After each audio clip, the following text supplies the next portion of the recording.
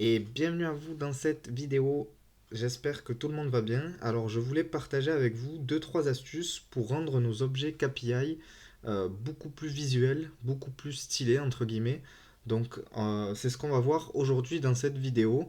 Donc on va voir qu'on peut modifier énormément de choses et en petit bonus, je vous partagerai une astuce pour permettre de mettre en surbrillance nos objets lorsque l'utilisateur passera la souris par-dessus. Donc c'est parti. Donc on va partir d'une feuille qui est assez simple, dans laquelle on va avoir des informations sur les quantités commandées et notamment deux objets de type KPI. Donc ces objets-là, c'est des objets qu'on va retrouver dans la section graphique, donc indicateur KPI ici. Et donc la première des étapes, c'est qu'on va modifier ces objets-là par l'objet multi-KPI, donc que l'on retrouve dans objet personnalisé, clic visualisation bundle. Alors on va convertir ces objets-là, tout simplement parce que l'objet multi-KPI ici, il va nous offrir plus de liberté et donc nous permettre de faire plus de modifications. Donc je vais ensuite faire la même chose pour le deuxième. Donc voilà, on a pour l'instant modifié ces deux objets-là. L'idée, ça va être d'utiliser la possibilité d'insérer du CSS dans notre objet multi-KPI pour venir vraiment personnaliser tous les éléments que l'on souhaite. Alors vous allez voir, c'est très simple. On va pas vraiment rentrer dans les détails parce que le but de cette vidéo, c'est de vous donner quelques clés qui vont vous permettre de modifier certains aspects comme on avait vu au début de cette vidéo. Mais si vous souhaitez en savoir plus sur le CSS, etc., ben, n'hésitez pas à m'en faire part en commentaire et ben, j'essaierai de voir pour vous faire peut-être une autre vidéo à ce sujet-là. Donc la première chose que l'on va faire, c'est on va essayer de modifier donc, les labels de nos deux objets KPI. Alors pour ça, on va se rendre sur un site qui s'appelle Google Font. Donc vous avez simplement à taper dans l'URL, dans la barre de recherche Google, Google Font et c'est le premier résultat de votre recherche. Donc vous allez atterrir sur ce site-là. Une fois que vous êtes sur ce site-là, vous allez avoir accès à un certain nombre de polices que vous allez pouvoir utiliser. Donc il y en a pas mal. Vous allez pouvoir chercher et prendre celle qui vous plaît. Donc moi je vais en prendre une que je connais, c'est Fredoka. Et une fois que j'ai sélectionné la police, je vais avoir la possibilité de choisir entre différents styles. Donc je vais prendre par exemple, enfin j'avais pris ce style-là, donc je vais le rajouter devant vous. Donc je vais faire plus ici. Et ensuite on va pouvoir voir les familles que l'on a sélectionnées en cliquant ici. Donc là j'ai sélectionné Fredoka Regular 400. Et je vais simplement avoir besoin d'importer ce morceau de code qui est directement fourni donc, via le site Google Font. Donc vous avez simplement à copier ce premier bout de code qui va nous servir pour importer l'URL de notre police.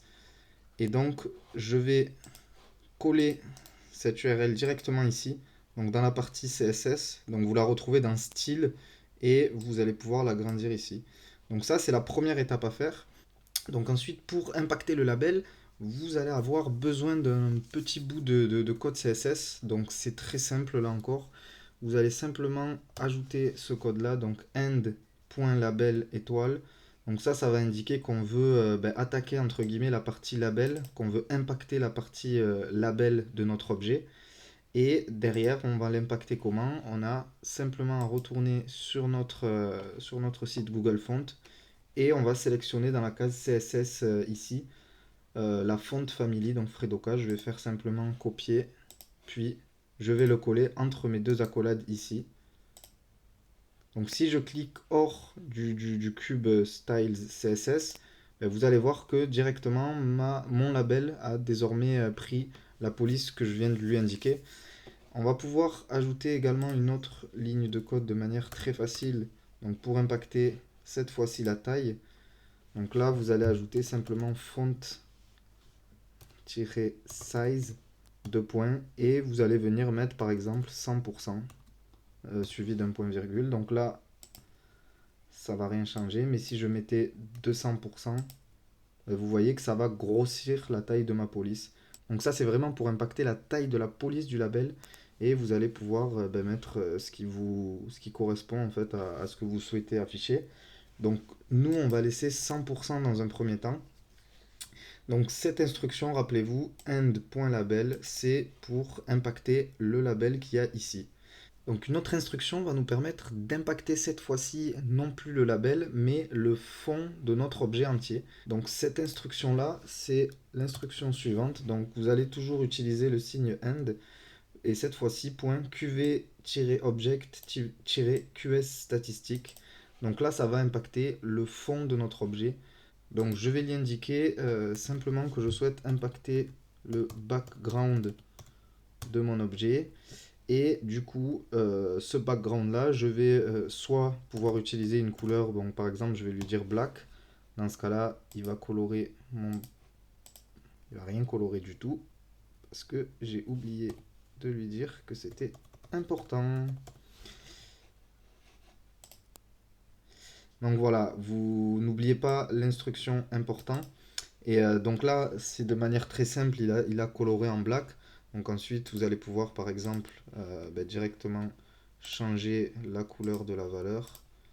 Afficher du blanc ici, par exemple. Et vous avez déjà votre modifié le fond de votre KPI. Moi, c'est pas la couleur que je vais choisir. Donc je vais coller le gradient que j'avais sélectionné. Donc j'ai sélectionné un linear gradient et donc de cette couleur là en fait.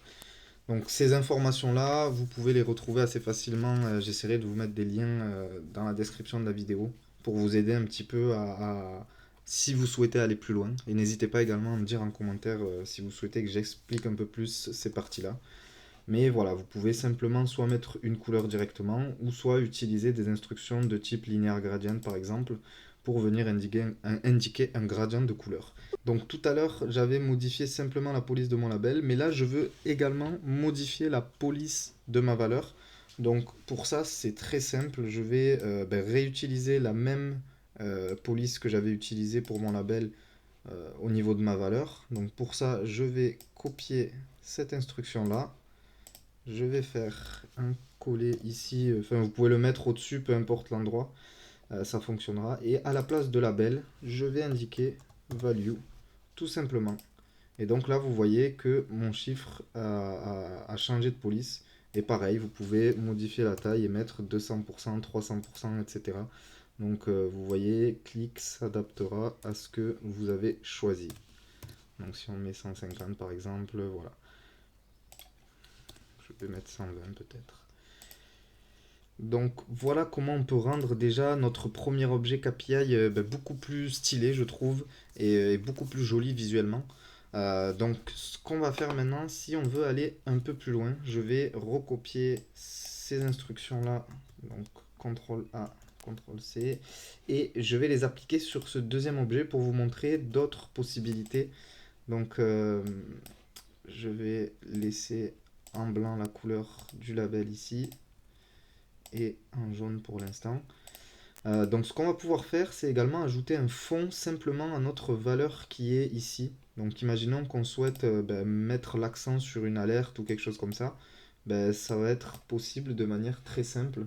Donc vous allez simplement dans les accolades en fait qu'on avait ouvert ici pour la section value, vous allez rajouter tout simplement background-color 2 points. Et vous allez pouvoir lui dire, par exemple, je veux du yellow. Et donc vous voyez, il a mis une couleur de fond juste au niveau de ma mesure. Donc là, je vais plutôt mettre une couleur rouge ici. Donc ça peut indiquer directement une alerte qui est mise en avant par ce biais-là, on va dire. Donc après, voilà, il y a plein de possibilités. Et une autre chose qui est assez sympa, qu'il est possible de faire dans ClickSense, si vous n'étiez pas au courant, donc je vais me rendre sur l'éditeur d'expression et je vais pouvoir ajouter des emojis à ma valeur. Et donc sur Mac, vous avez simplement à taper CTRL, commande et la touche espace pour avoir le clavier des émoticônes qui apparaît. Sur Windows, vous appuyez sur la touche Windows en même temps point virgule. Vous allez avoir pareil le clavier des émoticônes qui apparaît. Et ici, je vais pouvoir sélectionner des choses qui sont pertinentes pour ce que je veux démontrer. Donc, par exemple, nous, dans notre application, ce sont des données qui concernent de la nourriture. Donc, je peux choisir de la nourriture, par exemple. Donc là, c'est vraiment pour l'exemple. Je vais choisir un plateau de cette manière-là. Donc, je vais bien évidemment le mettre entre côtes, le faire suivre d'un signe AND. Donc là, il y a ma mesure qui est calculée. Et je vais en ajouter également un à la fin. Donc pareil, je vais faire end entrecôte et je vais venir remettre mon clavier d'emoji. Je vais utiliser cette fois-ci une alerte. Et donc vous allez voir comment ça apparaît dans Click une fois que vous allez cliquer sur appliquer. Donc là, si on quitte le mode édité, vous voyez, j'ai facilement mis des emojis, donc vraiment pour attirer l'attention. Donc là, c'est pas vraiment très joli, c'était simplement pour vous montrer plutôt ce qu'il était possible de faire. Mais après, je vous laisserai le choix d'adapter ça en fonction de ce que vous voulez faire. Donc il y a pas mal de possibilités. Et c'est quand même, ça rend quand même beaucoup plus stylé, je trouve, les objets KPI sur nos dashboards. Donc voilà en ce qui concerne la modification de nos deux objets KPI. Et je vous avais dit un petit bonus qu'on allait voir un petit morceau de code qui nous permettra d'entre guillemets, de mettre de la surbrillance dès que l'utilisateur passera la souris sur les objets KPI. Et même éventuellement sur d'autres objets, vous allez pouvoir le faire. Il n'y a pas de souci, ça fonctionnera. Donc pour ça, on va avoir besoin d'ajouter à notre URL click le texte suivant. Donc vous allez ajouter slash option slash développeur. Donc vous ajoutez ça, vous faites entrer. On clique va actualiser la page. Et une fois que vous allez avoir effectué cette petite modification au niveau de l'URL, dans le mode édité ou même hors du mode édité, vous allez avoir la possibilité d'accéder au menu développeur. Donc si vous cliquez, vous faites un clic droit donc sur votre objet, par exemple celui-ci, vous cliquez ensuite sur développeur et vous allez pouvoir récupérer le nom de l'objet ou l'ID de l'objet. Donc cet ID là, c'est celui qu'on va utiliser dans notre cas. Donc je vais simplement d'abord copier le code et ensuite ajouter l'ID au bon endroit. Donc pour ajouter la surbrillance à notre code, je retourne dans mon CSS. Donc voilà, on a impacté le label, l'objet entier, la valeur. Donc là, on va ajouter cette fois-ci le petit morceau de code qui va nous permettre de mettre nos objets en surbrillance, entre guillemets. Et ce code-là, donc vous allez le retrouver dans la description de la vidéo. Vous avez simplement à le copier-coller. Et à la place d'objet, vous allez entrer donc le nom de l'objet qui est défini ici. Donc moi je vais utiliser l'objet ID ici, faire un copier, puis je vais le changer ici et également ici. Donc il est possible que vous ayez un nom beaucoup plus court chez vous, donc ça dépendra. Et du coup vous avez vu, ça a désormais mis en surbrillance mon objet dès que je passe la souris dessus. Donc vous pouvez faire pareil, donc recopier le code de la surbrillance dans notre deuxième objet KPI ici.